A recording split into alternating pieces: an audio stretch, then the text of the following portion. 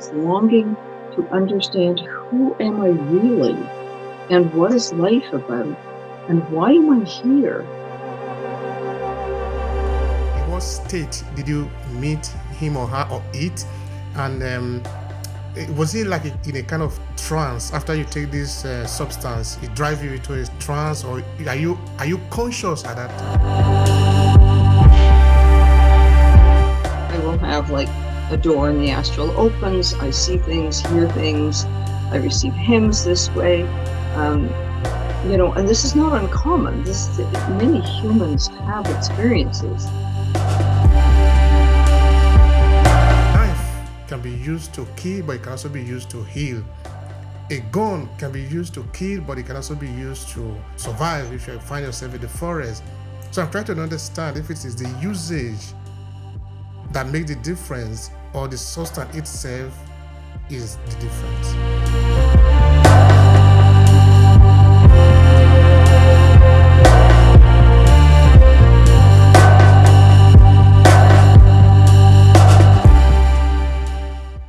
Hello everyone, and thank you for joining us in today's episode of the Obehi Podcast. Here I have an incredible, beautiful person who's going to be sharing with us her experiences. She's going to be allowing us to learn from her story, learn about what she does and why she does what she does, which is why we are here.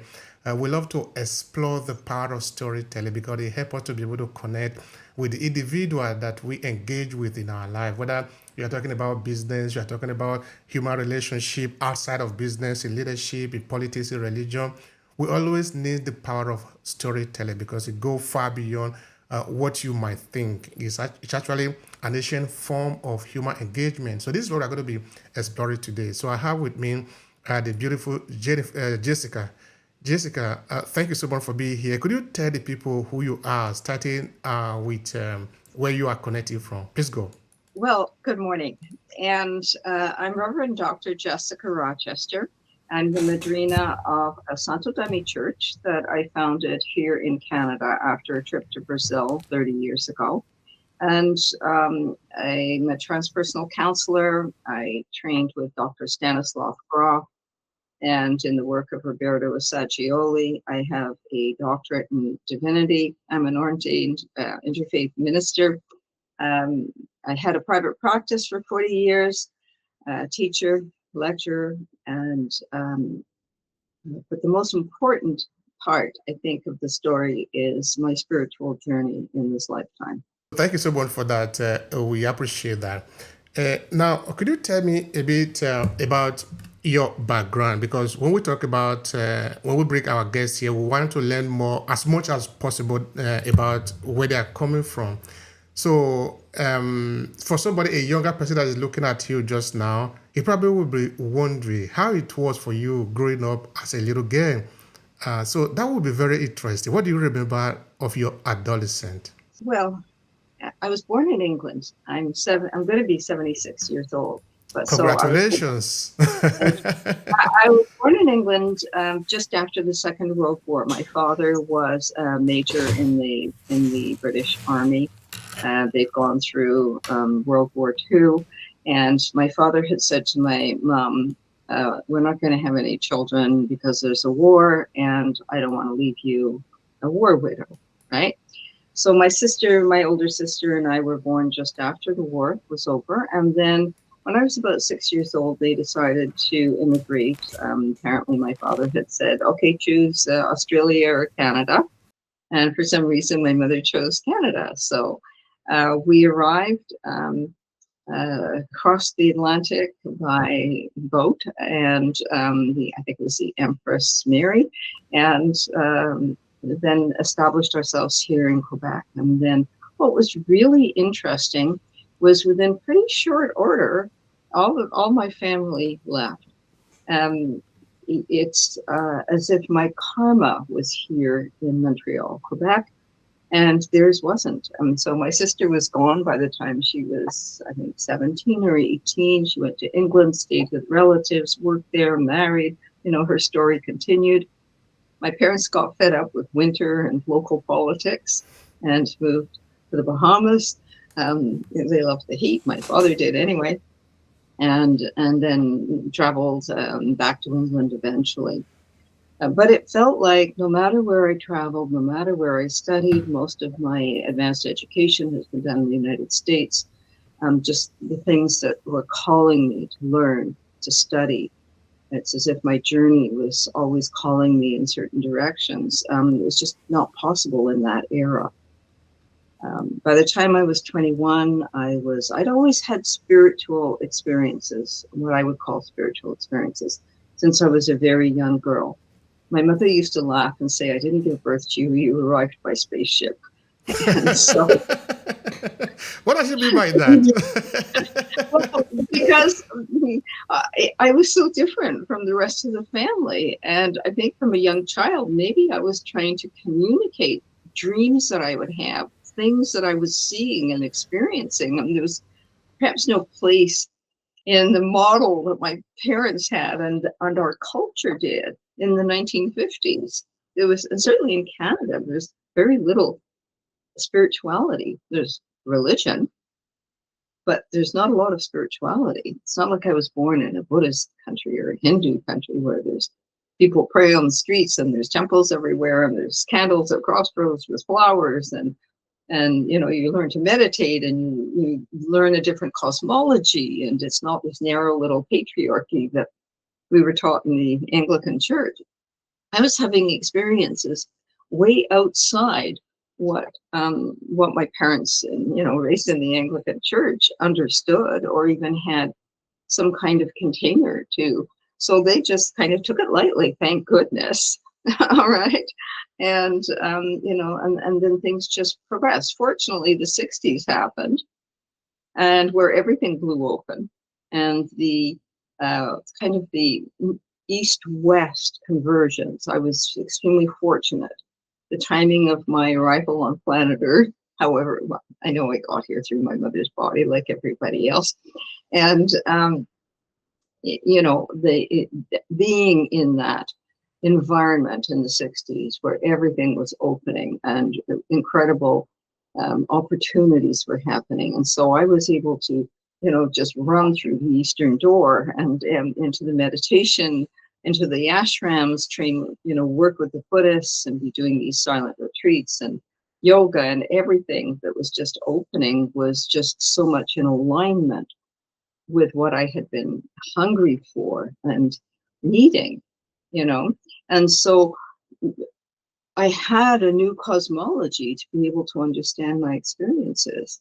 The Eastern traditions believe in reincarnation and they believe in spiritual realms, and they teach you how to be with that and how to find yourself, how to center yourself and be able to make a space for those experiences and yet live here in this world. And so I'm intensely grateful to all those years and the wonderful teachers I worked with. And in the meantime, I married, I had children, and before I knew it, I started to have what were termed spontaneous shamanic initiations, always with the revelatory dreams and powerful, profound experiences, showing me things that I needed to do, showing me things about the nature of reality. And all of a sudden I had a cosmology, I had a map, cartography for being able to understand the experiences that I was having. And again, great teachers who I'm really, very grateful for. And so I was called into, I felt drawn into the work of Roberto Assagioli, and I had a private practice in the work that I was already doing from my earlier academic studies and work. And so then I began my training in transpersonal psychologies, and I went from psychosynthesis to Dr. Stan Grof. And for anybody listening who doesn't know him, he was the he's elderly, very elderly now, but one of my great teachers in this lifetime. And his work is the groundwork for everything that's being done in psychedelics today. And so I learned techniques with him that I worked with people for many years. helping people learn how to work in non-ordinary states of consciousness. These were without substances. It was simply using a form of rapid breathing and setting of music and facilitators and support to be able to access um, what is inside of us that can transform. So a profound technique, let's say, for allowing people to have catharsis on old grief or blocked experiences within their life, to understand the non-ordinary states of consciousness, which I was having spontaneously. Of course, now I had all these wonderful techniques and, the meditation techniques, the relaxation techniques that were in the early 80s, that were all these incredible people that I had the opportunity to either work with or study with or just shadow them around in their clinic. Okay.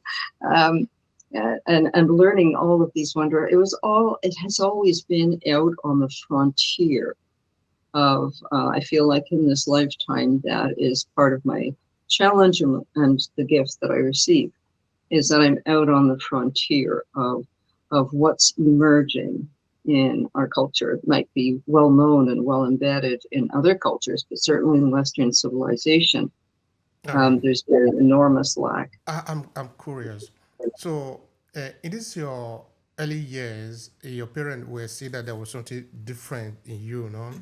And so, this is something really interesting. So, what was motivating you? Let's look at it from that point of view, from that angle. As a young adolescent girl growing up, what was motivating you? What was pulling you or pushing you and to where? Tell me more about that. Again, I would say that was you know who Bill Wilson is. He's the founder of AA in the United States, and he and Carl Gustav Jung had a correspondence. Okay, so this goes back decades and decades, and they had a correspondence, and he was trying to describe, the work that he was doing. And Carl Jung said, he's so brilliant. His work is so brilliant. I've got it all on my shelves here. He said, it sounds like people are driven by a thirst for wholeness.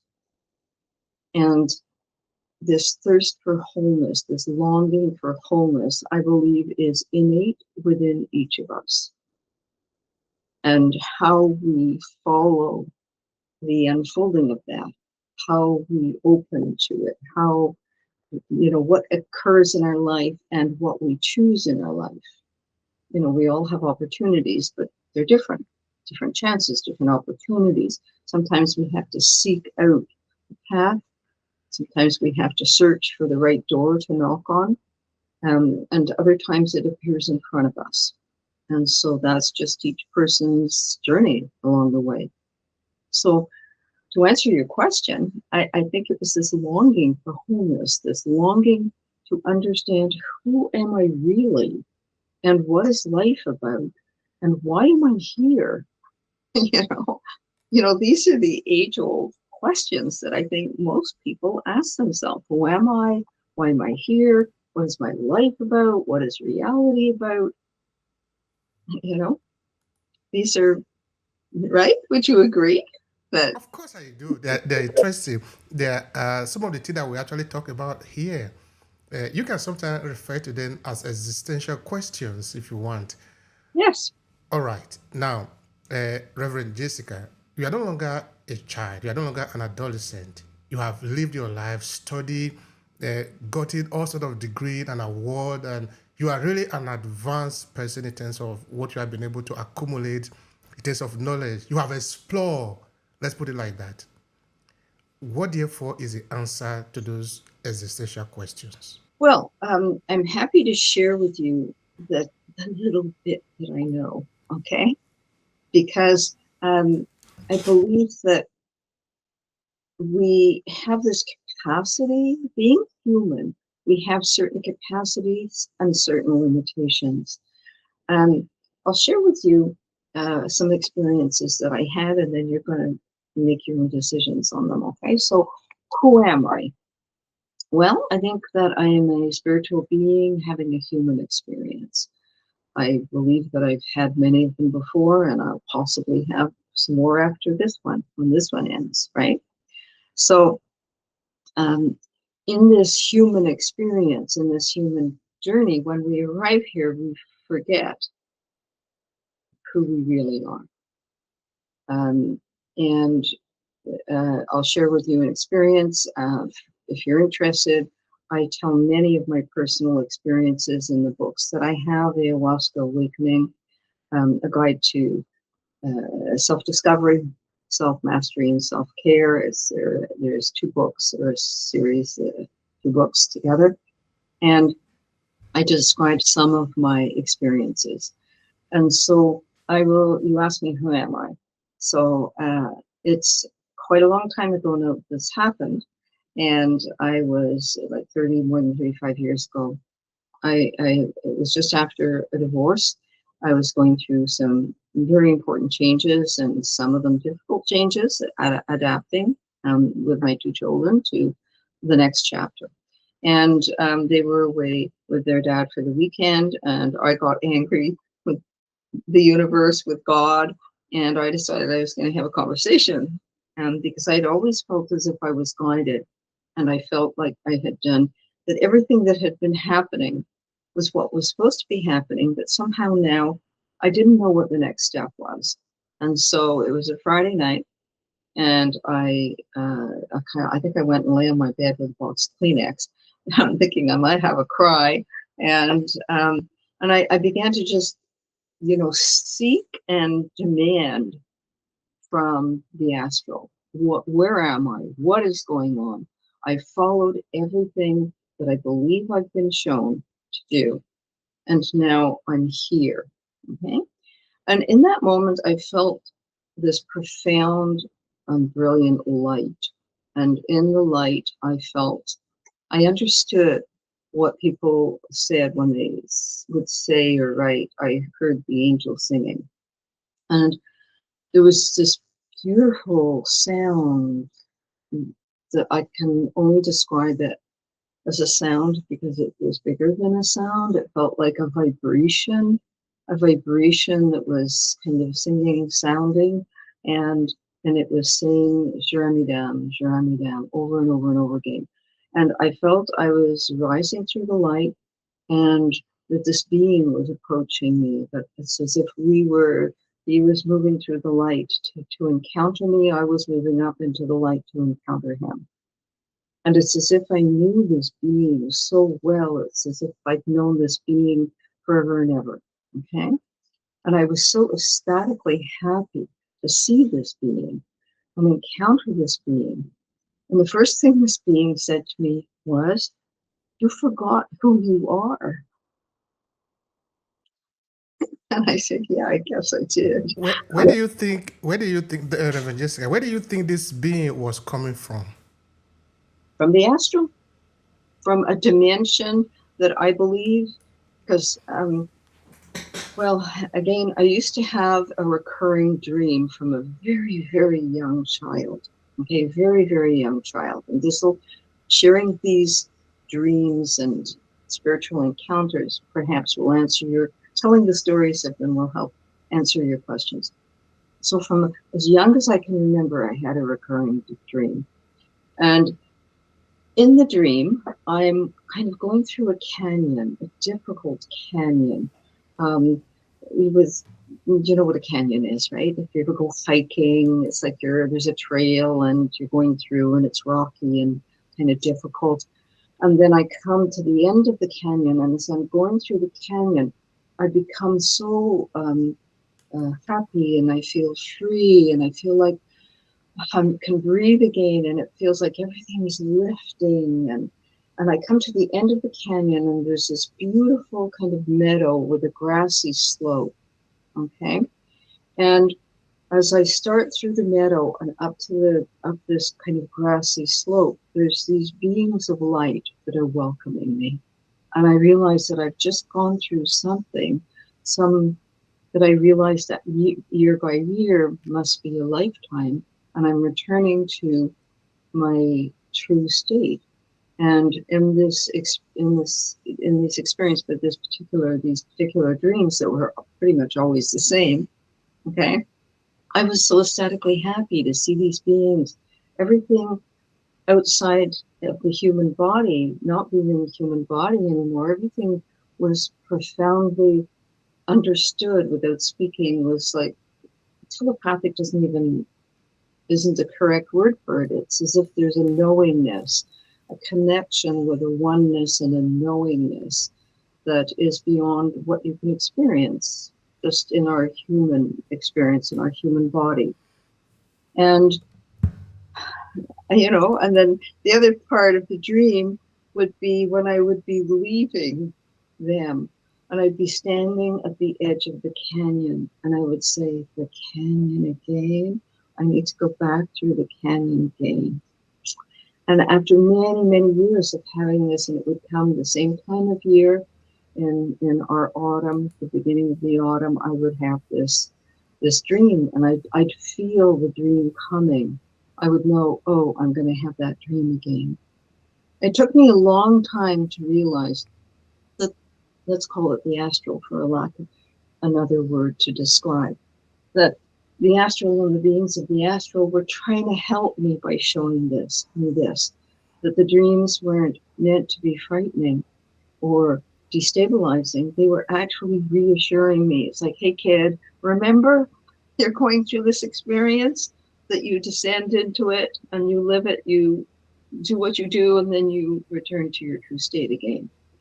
And so, I'm not sure if these stories help answer No. We're here to share. We are free thinker here. There is no wrong or right. There is no correct.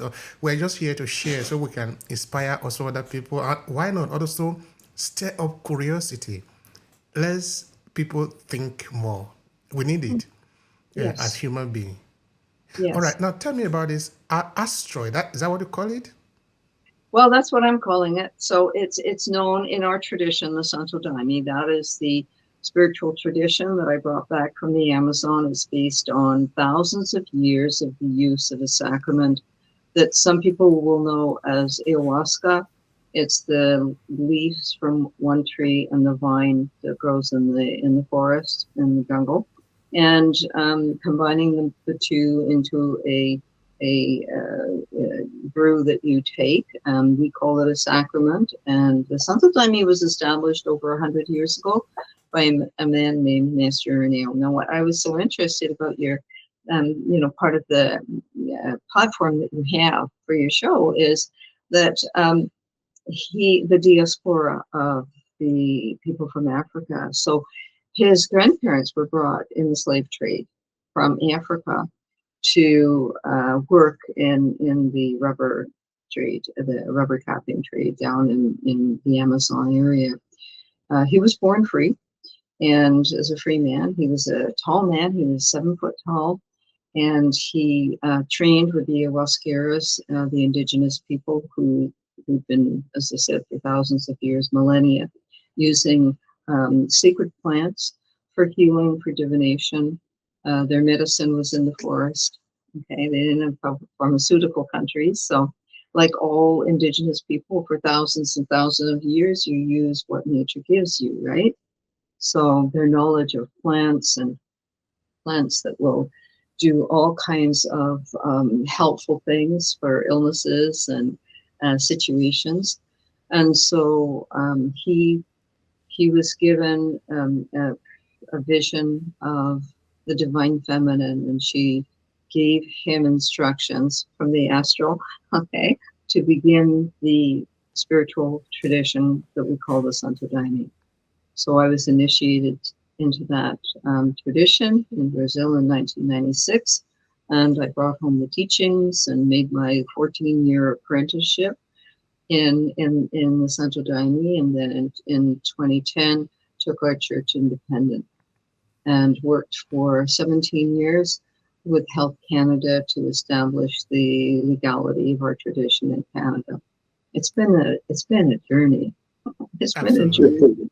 Absolutely. That is what I was saying before, that you have had a time to explore We will listen to you. We're supposed to listen to you when you say things based on your experience, based on your exploration too. Mhm. So tell me about that initiation. What did you have to do for you to be initiated? Is it something that usually happen in this way, or was there anything extraordinary? Because then you will later bring the sacrament to Canada, right? So explain more about that. So it was how to start this. Okay, so where the journey begins. Again, I'd had a profound.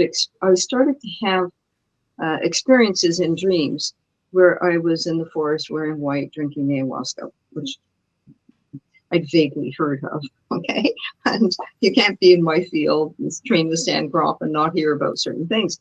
And then we had the International Transpersonal Association conference was going to be in Manaus, Brazil, in 1996, and so I, of course, registered for the conference, and I was looking at all the pre and post excursions and journeys and workshops and different things that they had hatched on. And without even thinking about it, I registered for this, this 12-day trip up the Amazon to a large Santo Daime community, very far up the Amazon. So there was 45 of us who made that journey together. We were all out from everywhere, Europe, Japan, you name it. We were all over, and we worked with. We were taken care of by the Larsons, who guide sacred journeys around the world, and they were working with the senior elders in the Santo Daime in that particular community. But before we left Manaus, they had organized two spiritual rituals for us. They're known as works, in which there's meditation, there's prayers, there's meditation, there's singing of hymns, and the rituals can last anywhere from about 4 hours to 14, depending on the calendar work and the type of work. And so it was organized for us to participate in two of these, what we call works, because it's not Santo Daime play, it's Santo Daime work. Okay, you're working very hard on yourself in these works. They're not easy rituals. Taking the Daime can be profoundly revealing, profoundly joy-filled and peace-filled and transformative, but they can also be very challenging if you enter into, let's say, blocked grief or difficult past life material, or aspects of what we call biography, the story of this lifetime. Relive your the birth experience. That's probably what Stan Groff is most well known for, is taking the maps, the cartography of the human psyche, and adding them into the adding the birth into that map. I mean, we can go from Freud to Jung's maps. He put in the collective unconscious and mythology and symbols and all the things that he added onto the maps. And then Assagioli took it further and added spiritual dimensions, and then Stan Groff put the birth in. So the cartography of who we are as a human being. In my books, I have all this cartography for anybody interested, especially in volume 1. Volume 2 is more about self-care and the circle of wholeness and all the different ways that we can take care of ourselves to be well. So entered into this first work. They wanted us to participate in at least 1 or 2 works before we got on the plane, and then a smaller plane, and then a bus overnight, and then the boats up the Igarapes. It took 12 hours to go up into the Amazon. They wanted to make sure that we knew what we were doing. So in my first work, I take, they open their work with the prayers, and we're all seated and calm and meditating, and then we go forward to take the first serving of the Daime. I take the Daime. About 20 minutes later, poof, everything opens, and I realize that I'm standing in front of a being, which it's like a gate guardian. If you understand in mythology, there's always gate guardians, and You have to have the right word, the right vibration in your heart, the right intention to be able to go through that gate. And I felt like this being scanned me, scanned everything about me. This being could see everything. Wasn't looking at my body, was looking at my soul, was looking at my karma, was looking at everything. Okay. And then all of a sudden I realized, I think I need to purge. So I put my hand up. One of the, we call them guardians, came over. She took me outside. I threw up exactly what my dreams had been showing me. I'm wearing white. I started to laugh. It's like, this was my dream. I'm wearing white. I'm in the forest and I'm purging. Okay. And so I go back and I sit down and I realize what had happened. That being had seen things that I needed to clear before I could go through that gate. And that's what the transformational process is a surrendering to, let's call it the divine light, and allowing that light to be with us and then help us to clear.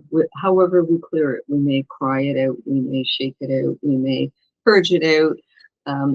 We may just breathe and open and it transforms. So everyone is a little different how they work with this. And so I go back, I sit in my seat, and then the being says to me, okay, now pay attention, you're in a training. And I was. That was the beginning of the initiation. All right. Thank you so much for that. And that initiation would have lasted a couple of days or weeks or months? Oh, no, the initiation, do you mean how long did the initiation last? Yeah. 14 years. This is what people don't understand. One of the problems we're having with this kind of psychedelic renaissance, and our sacrament is, these are sacred plants. So there are sacred plants such as peyote, psilocybin mushrooms, Ayahuasca, ibogaine in Africa, that's the African sacrament. There's sacred plants that have been used in ritual for thousands of years. Psychedelics are something else. Psychedelics are laboratory made. So they're made in a laboratory. Okay, they're pharmaceutical grade, or they're made in underground laboratories, and then people should be very careful. That could be dangerous. So that what's being used, like what Stan Grof used in his research, the LSD-25, this was a high quality pharmaceutical laboratory grade psychedelic. And so we're in this moment worldwide where entheogens, sacred plants, and psychedelics have reemerged. They emerged in the 60s. Okay, and again, I had an experience with a being who I took LSD twice in 1971, and I felt very called to do this. And so who did I meet in my experience? My friend in the second experience, because it kind of merged after a few months as if it was one experience. Second experience, I meet my being, Sharamida, who looks at me and says, you won't be doing this again. And I get what I call my personal 10 commandments of what I will be doing, which I followed. So when I started dreaming about ayahuasca and when I signed up for this program, I had to do business with Sharamidam and say, okay, you got to tell me, am I doing this? Or is this part of the, you won't be doing this again, information that you gave me 25 years earlier? Okay, because I followed to the best of my ability, in my belief, everything I was shown by this being to do and continue to do. So you took this medicine, right? This plant twice. At the second time, you met your being who actually told you, who actually had a conversation with you. So I'm trying to understand how, in what state did you meet him or her or it? And was it like in a kind of trance after you take this substance? It drives you into a trance, or are you conscious at that time? Yes, those are good questions. Thanks for asking them.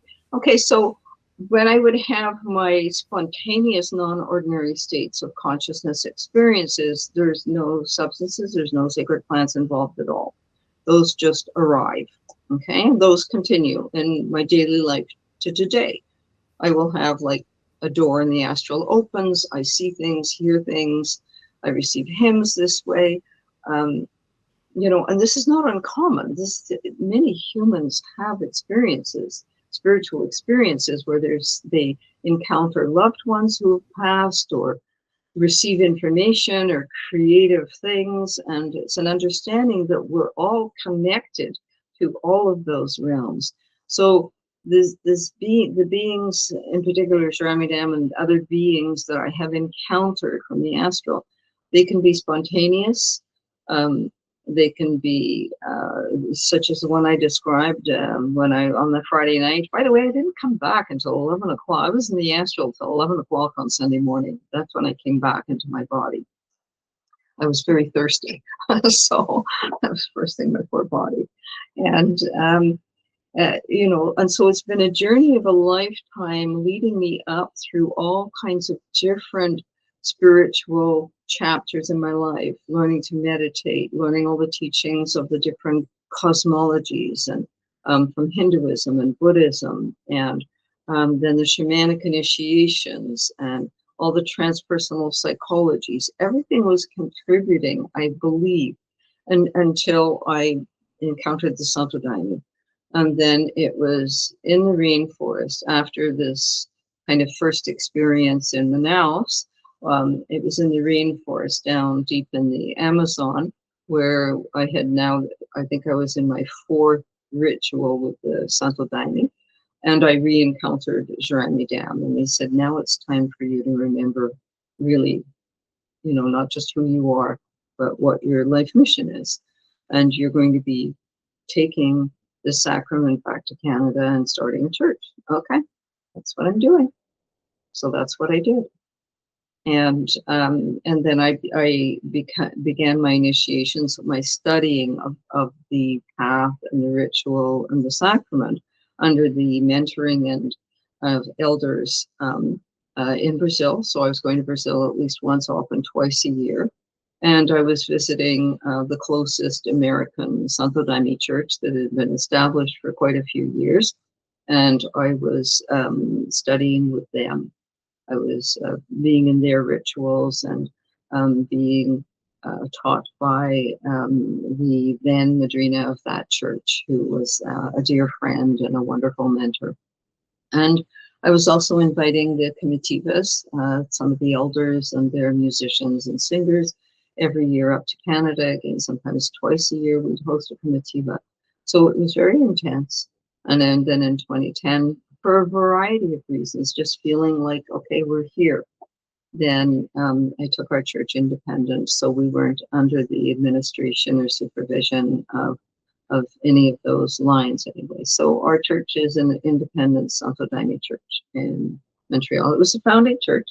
And an interesting thing you might be interested in is, I work with 2 universities. We established, I helped support the development of their graduate program in psychedelic studies. That's University of Ottawa and Vancouver Island University. So I'm advisor and guest lecturer to those programs. And our church does a retreat for graduate and postgraduate, so doctoral level students in the psychedelic studies and allied fields for their field research and work. And for the first time in Canada, this is, again, I serve on the frontier. The Royal Ontario Museum is going to be doing an exhibition. It's opening this June, and including the Santo Daime. It's going to be on kind of sacred plants and connections with the divine and psychedelics. So it's inclusive of our churches is putting on loan and giving the story of the Santo Daime. And I insisted that they have indigenous people, so the Huichol people will be part of the exhibition. They are peyote people. And then the third part of the exhibition will be the clinical use. So it's trying to embrace what's happening, the indigenous, the spiritual, religious, and the clinical use, because in Canada we have there's door through the Section 56, through the Office of Controlled Substances, in which the research is done and clinical use can have access to licensing.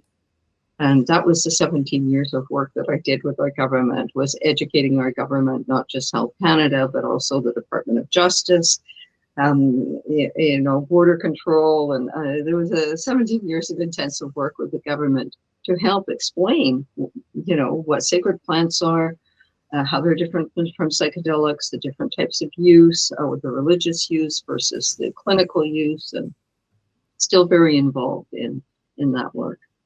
All right. I would like you to clarify for us some of the differences actually in these uh, plants. I don't know if you can call it medicine. From what is the difference between the psychedelic use of it and the spiritual use of it, or the sacredness of this plant? Could you please expand on that? What a great question. Again, thank you for asking that, because for a lot of people, that's very confusing. So there's a vast difference between sacred plants and psychedelics. Okay. Now, some psychedelics are laboratory grade or pharmaceutical grade, kind of imitations of some of the components that can be found in sacred plants. For example, you have uh, in the plants that we work with, which is the leaf of the tree Psychotria viridis and the vine Fenestriosis capi. There's dimethyltryptamine in the leaf, okay? And that's endogenous to our bodies. We have dimethyltryptamine in our bodies, okay? And what the sacrament does is it actually, the vine helps, there's certain components within the vine that allow your body to use the dimethyltryptamine in a way that you don't in everyday life. Because can you imagine walking around with a very expanded consciousness? It's not, here Stan Groff's work is very important. There's the holotropic and expanded consciousness, and the holotropic, the state of consciousness in which you drive your car. And so it's overarching understanding the non-ordinary states of consciousness and ordinary states of consciousness are a continuum of awareness, a continuum, okay? And so there's a level of awareness, attention, and focus that we need to be able to do our work, do grocery shop, drive your car, all of the things in an everyday human experience of life, okay? And then there's the expansion of consciousness to the altered states and non-ordinary states of consciousness. And that can go very expanded depending on the person and, if the person is taking sacred plants. So sacred plants have heritage traditions. They have been used for thousands of years and have come in the indigenous or heritage traditions, come with their own belief systems and their own rituals and their own understanding. So you will have people who will train in working with those plants, okay? And they'll make a deep study with the plants. Now, the other thing is in sacred plant studies and in the world of sacred plants, there are the beliefs that each individual plant helps you access a specific realm, and that there's specific beings in those realms that you can work with and communicate with. So taking, let's say, peyote versus taking ayahuasca or Santo Daime, our sacrament, they're very different sacraments. They work physically differently. They work differently with the brain and with the natural components of the human system. And but they're always used in ritual because we are recognizing the sacredness of the experience. These are plant teachers, whether you consider it that it's the plant itself. I personally believe that the plant is a plant teacher in that it has an exchange with the individual in which it opens the individual's consciousness to experience and access a different level of consciousness and the realms accessible through that consciousness. Psychedelics are a laboratory grade substance which will also expand consciousness, that has no heritage, no ritual. So it's expanding consciousness. It's not necessarily opening you to a particular line. For example, in the Santo Daime, there are beings that work in that line. It's sort of like, what can I say, choosing choosing a massage school to go and study massage. If you sign up for your, educational program at the massage school, you will not be learning physics. You will not be studying medicine. You will not be, do you know what I'm saying? It's massage school. You're going to be learning massage. So, I mean, it's very hard to find examples to use. But if you take peyote, it opens to a slightly different realm of beings than if you take Osaka. There's many people who are exploring. People have always explored. People are curious. So I think throughout the human experience, this isn't just a recent thing, and it's not a 1960s thing. Okay, so you can take it back as far as you want to go, but it's a human thing to explore and explore our own consciousness and explore what is out there. These, as you said earlier, these are all existential questions that we ask. And so exploration is normal. However, what you access, and we have people who will come and visit our church, and then we can kind of tell that they're not really feeling called spiritually. They're just kind of curious, which is okay. We can welcome that and make a space for the curious. Okay? But then some people will come to me afterwards and say, I met a being, and the being asked me, why am I here? And why am I here? And it was kind of, why am I here?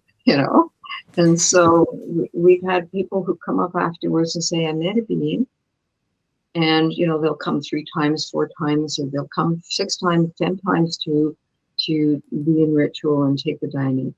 And they'll say, I met a being, and they said to me, don't come back here. We've shown you what to be doing in your life, and you haven't done it. You're not doing it. Don't come back until you have. We appreciate the time that you spend here, clarify some of this point for us. This is not an argument for a few minutes. It takes a bit of time. In fact, when we did the pre-interview, I told you that this was going to take some time, and it really deserved the time that it takes. All right, now I'm going to hang on a few moments on the difference between psychedelic medicine, plant or substance, and sacred plants. Um, could you help us clarify whether it is actually the usage of it that changes the differences or the substance in itself? Because a plant can have different substance in it. A knife can be used to kill, but it can also be used to heal. A gun can be used to kill, but it can also be used to, I don't know, to survive if you find yourself in the forest. So I'm trying to understand if it is the usage that makes the difference or the substance itself is the difference. And I have to say it's both. It's both. Okay? I mean, how to kind of help describe this, because it's difficult to talk about using language to describe things that are so profoundly different from everyday human reality, but which we're all connected to. So the question is there a difference in the setting? So in the field, we always talk about the set, which is the person, and the setting. Okay, and the set means the person and the substance, and the setting means what you're in. And so if you're in the clinical setting, or if you're in a ritual setting, if you're in a spiritual religious setting versus an indigenous setting, okay, or a shamanic setting, yes, there will be a difference. But here's where I believe, it's the same as people who take substances recreationally. Some people will be fine. Some people will use it for exploration. I mean, there's lots of people who take substances and they go to raves and Burning Man and rock concerts, okay? And please don't hear I'm making a judgment on that. For me, that's personal discovery and exploration, and I'm focused on like harm reduction. Do you know what you're taking? Who's with you? I'm all harm reduction on that side. Be careful what you take, who you take it with, where you take it, and what you're doing. People have died. People have had very difficult, what they call bad trips, taking substances in unknown situations or just simply self-exploration situations. And that's why they were all shut down in the 60s or early 70s. It's because so many people were having bad trips. Now you have to ask yourself, hang on a minute. If we look at sacred plants and we see that sacred plants versus regular plants for cooking or plants for eating or plants for, putting on your skin if you have a rash. Okay, but sacred plants would be considered sacred plants because they expand your consciousness. Okay, so if we look at the indigenous use and heritage use of sacred plants, it's always in ritual. It's always in ritual, and the sacred plants are always in the hands of the elder or medicine woman, medicine man, shaman, shamaness. Always there is a keeper of the sacred plants, and that person will do an apprenticeship. And I found it of great interest that it was 14 years when Spirit said to me, okay, it's time to close. It's done. You're finished with your training. It's now kind of like the graduation. And then I find out afterwards that the traditional heritage indigenous ayahuasca training apprenticeship is about 14 years. So how strange and wonderful was that? So you ask about, does it make a difference? Yes, the answer is yes. And why?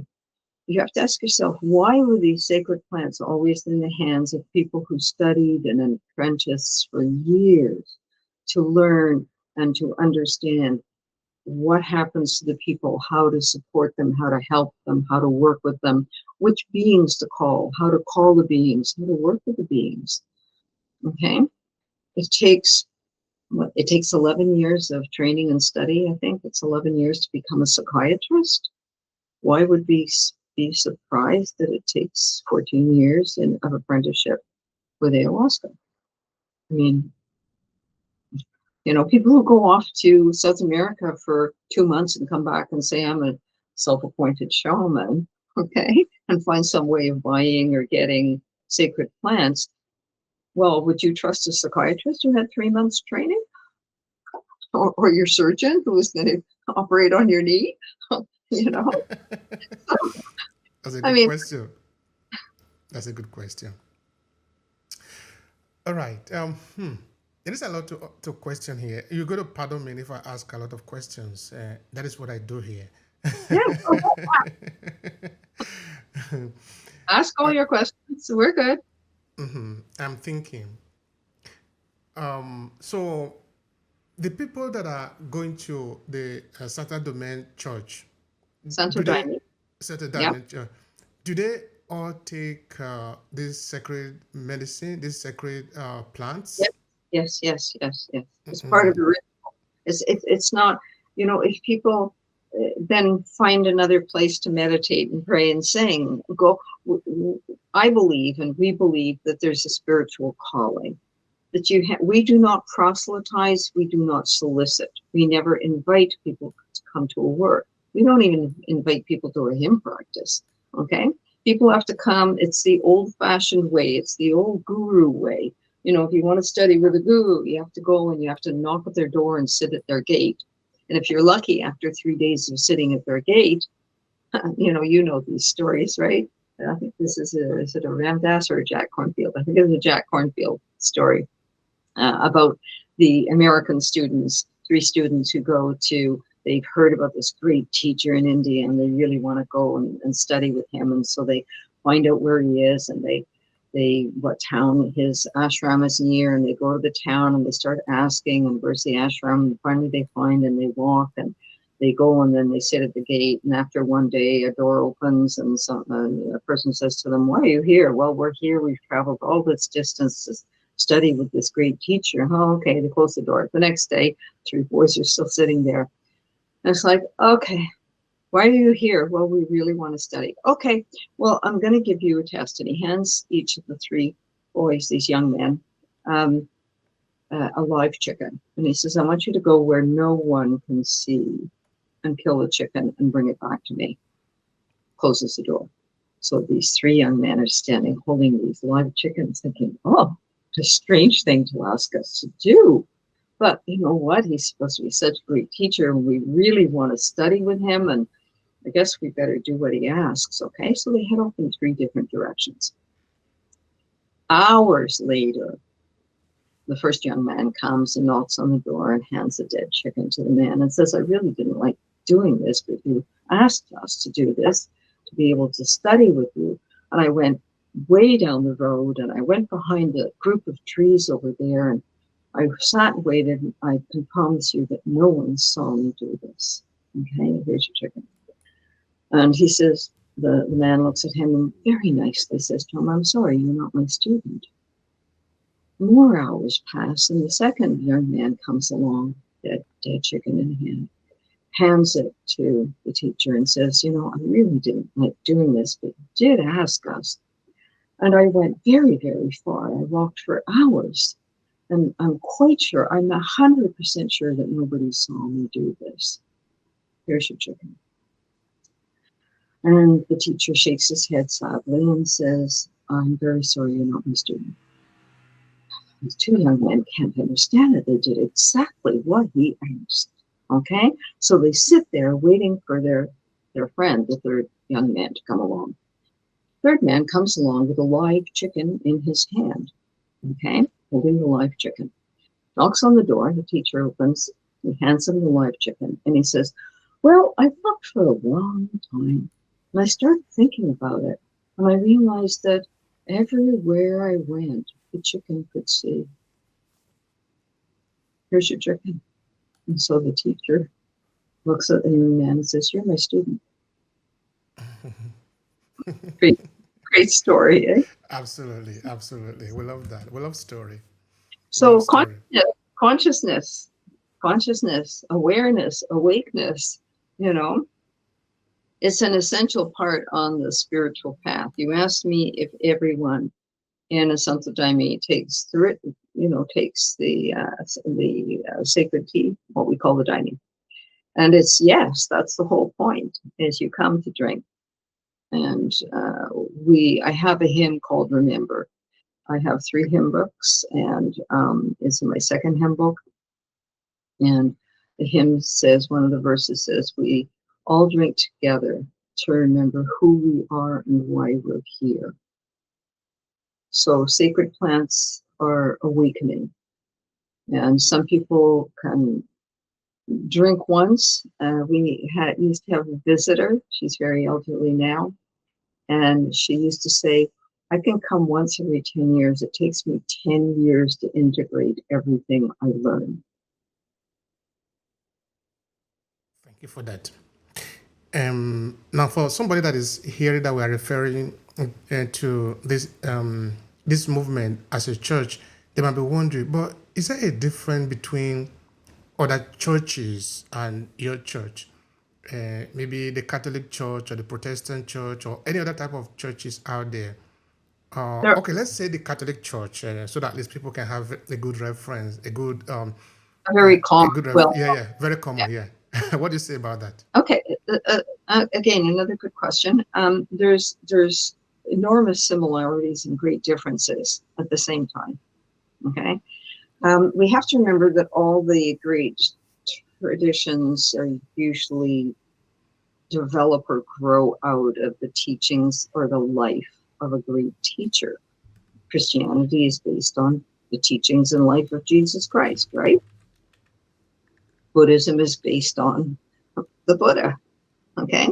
In Judaism, there's, the history and all the great prophets, and from Moses to Abraham, and okay, so there's all these great teachers, okay? And so the teachings and the scriptures are all based on the teachings that are assumed to be coming from the divine, from God. So the teachings and so religious traditions develops. But what happens is the direct experience is often not, gets lost. The mystery school of the heart. If you go to so let's say Catholicism you asked about, if we go 2,000 years back and we look at, let's say, the Nag Hammadi library, okay, and in which the ancient texts from the time of Jesus that were banned by what was becoming the Orthodox or the established, let's just say the established church, okay, Christian church. This was in the 4th century in the city of Nicaea. The bishops, all the Christian bishops were gathered, and they were going to be voting on what was going to be the scriptures of what was developing into and what became the Catholic Church. And what happened in the city of Nicaea in 300 and was it 64 or 74 or something like that, late 4th century, was that they tossed out all of the women's scriptures. So the Gospels, according to the women who accompanied Jesus his whole life, who were the only people at the foot of the cross when he died, the only people were women who were going to visit the tomb, were the women. Okay, all their gospel scriptures, everything was banned, and they had to be broken and burned. 1/3 of the people at the Nicene Council got up and left because they didn't agree with it. Okay? And so then what became the Nicene Creed was established. Later on, the Shekinah glory, which Jesus taught about. So if you go back to the early days and the early scriptures in the Aramaic, Jesus spoke about Mother, Father, God. He spoke about the Shekinah glory, which in Judaism, you have to remember, he was a Jewish rabbi. He was probably married and probably had children. Sorry, but that's what happened with Jewish rabbis. They married and had children. To this day, they do. It's not like some other traditions where you go in the forest and you're celibate and you don't eat, like the Buddha lived through for 6 years. And so what happened is, and then St. Constantine came along and he decided he was going to turn what had been the Shekinah glory, which was the divine feminine, which is what we, in physics, the void, okay? The entire kind of the space in which everything that is created sits. That was the Shekinah glory that became all of a sudden a male Holy Ghost. How did the divine feminine force, which permeates everything in the universe, become a male Holy Ghost, like a being, that one being, a single being, is now male? And so they stripped all the original teachings of Jesus. He was a consciousness teacher. He taught, you and I are one, God and I are one, you and God are one. So he was teaching unity and consciousness, okay? And everything, humans came along, and for power, territory, money, mainly power, okay? The same old problems that humans always struggle with. We ended up going through millennia of struggles, battles. Look at the Inquisitions, the wars, all the religious wars that have been fought. Where did Jesus say go to war and kill everybody? Where did Buddha say that? I mean, when we hear now that Buddhists fight, no.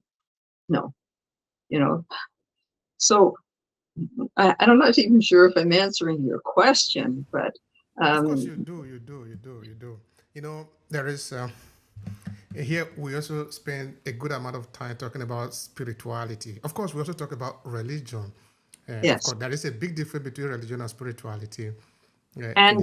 and they can, and in my world, really should be part and the same. That the spirituality is the direct experience that you can. What Jesus taught is God and I are one. I don't need a priest or a rabbi or another spiritual leader between me and God to be the intercessor between me and God. You understand?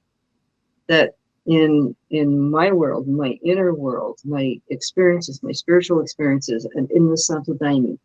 It's the direct personal experience. We drink Daime to have the direct personal experience of the divine. It's not me telling anybody what the divine is or isn't.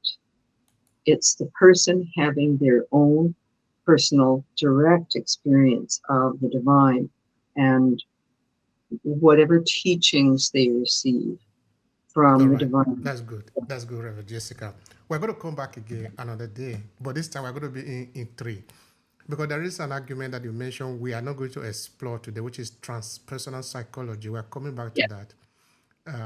We're probably going to be in two here because there is an expert that I've interviewed here more than going to 10 times.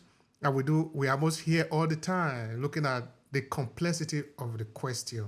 So for that reason, we're going to come back to that. Um, I want you to tell me something about, because you were making mention of, I'm conscious of time. We're coming to 9:45.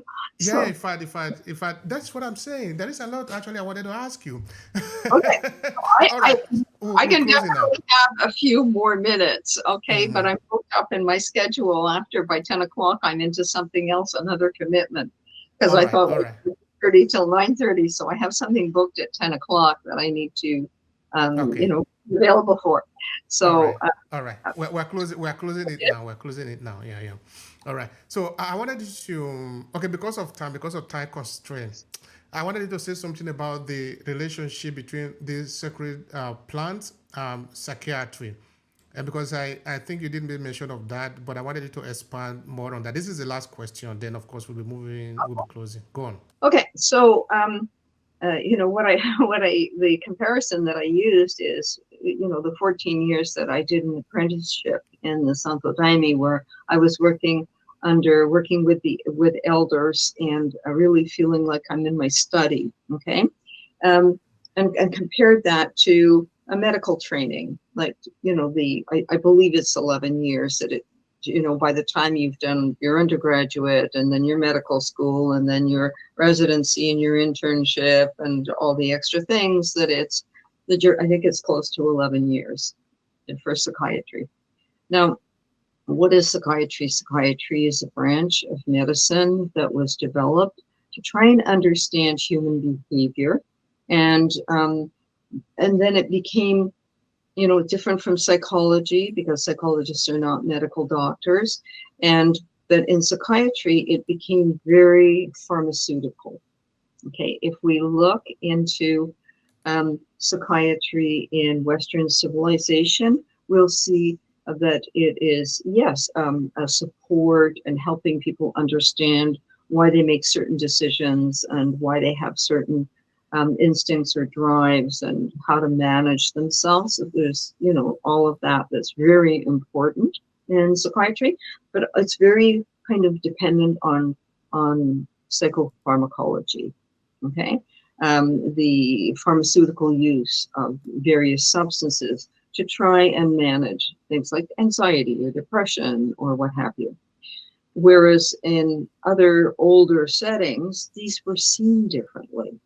Okay, and that's not to say that there hasn't always been people who, because we're all different and we're all unique, but how older and indigenous cultures would manage with certain kind of different manifestations of what we might call a personality disorder, or they would work with it differently, and they worked with what they had. Now, in today's world, our sacrament is not in any war. It's a sacrament. It's a sacrament. We sing, we pray, we meditate. Now, does it have the possibility of expanding consciousness? Yes. Does it create the experience of an expanded state of consciousness? Yes. In that state of being, you do need to be quite stable. You do need to be stable enough to be able to have the expansion of consciousness and then bring yourself back and integrate the experience. And so we have very clear guidelines around visitor screening and participation. There's certain medical conditions and certain medications that are very contraindicated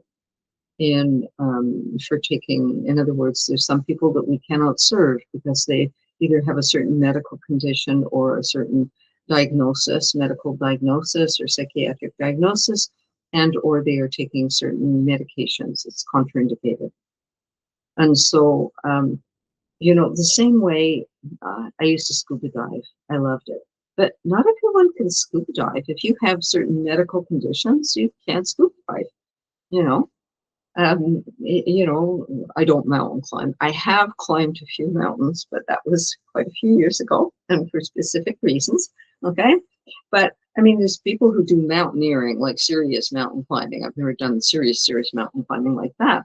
But you can't go if you're diabetic with a heart disease and stuff like that. They're not going to let you climb the Himalayas, right? And so there's certain situations in which if a person is wishing to do some self-exploration, there are other techniques to work with. There's all the meditation techniques. There's some of the martial arts and martial techniques and Eastern arts like Tai Chi and all of those wonderful. They're excellent practices for learning awareness and breath and balance and expanding awareness, but in a simple and slower way, a way that might be much easier for people to work with. And then there's something like holotropic breath work, where you have the opportunity to go quite deep within yourself and have some catharsis, some necessary catharsis, let's say, for blocked grief. But you're in a kind of a therapeutic, supportive environment, so there's a safety there, and there's nothing contraindicated as far as medications go. So there really is wonderful opportunities for people who want to do deep exploration for personal healing, because that's why a lot of people are seeking out entheogens, sacred plants, and psychedelics. But we're not a personal clinic. We're not a personal development workshop. We're not we're a spiritual path. Okay, we sing, we pray, we meditate. Now people feel called to join. You can have profound experiences, and they may not actually become a member of the Santo Daime, but we have visitors, we have regular visitors, people who visit quite frequently, maybe once every 2 months, once a month. And then we have associate members, and then we have fully uniformed members. And we don't proselytize. This is a spiritual calling. I believe that each person has their own spiritual calling. Some people will be called to the yoga path. Some people will be called to being in nature, and that's their spiritual calling, be in nature and serve Mother Earth. Okay? So no one should, outside of us, tell us what our calling is. This is like the acorn. The acorn knows it's an oak tree, right? Absolutely. The acorn doesn't think it's a fish. The acorn doesn't think it's a pine tree. It knows it's an oak tree, and all it needs is the earth and some water and the sunshine, and it can grow. Thank you so much for that. I appreciate this time and this sharing. And of course, it's pulling us to a very interesting conversation. And I repeat again that we're going to talk about. But even when we talk about religion, in some clients, it's always about I am the only way, I'm the only light. No one coming to the Father except through me. And I said, well, except you are not thinking, you will understand that is a recipe for disaster. Because it is, yeah, please. Finish. Well, I was just going to say that, if Jesus came today, he wouldn't recognize the church and the religion that got built on his lifetime and his teaching. And, so much got changed through all of the years. It's quite fascinating if you read, the Nag Hammadi authors, the scholars, Nag Hammadi scholars, their translations from the Aramaic of all of these, 2,000 years later. nearly 2,000 years later, these books are found, these scrolls are found, and which give a very different view of parts of Jesus's life and his teachings. And in my world, the Santo Daime is syncretic Christian. It's Christian, but it's, our cross has 2 bars on it, and what the second bar means is that we believe that Christ already arrived as consciousness within ourselves. So it's Christ consciousness alive in me. We're not waiting for a body to arrive from the cloud. Christ consciousness alive in me. When Jesus said, "You and I are one," yeah, that's what we believe. Yeah. Christ consciousness. And for us, it's a consciousness, a Christic consciousness. Yeah. We'll have time to explore that more. Maybe by the time we talk Another about day. African spirituality too, because that would be very interesting. Yes. For the sake of time. All right. So thank you so much, Reverend Jessica. It'll really be a very interesting conversation here. That is a lot of value that is shared here. And we're talking about the universal human being.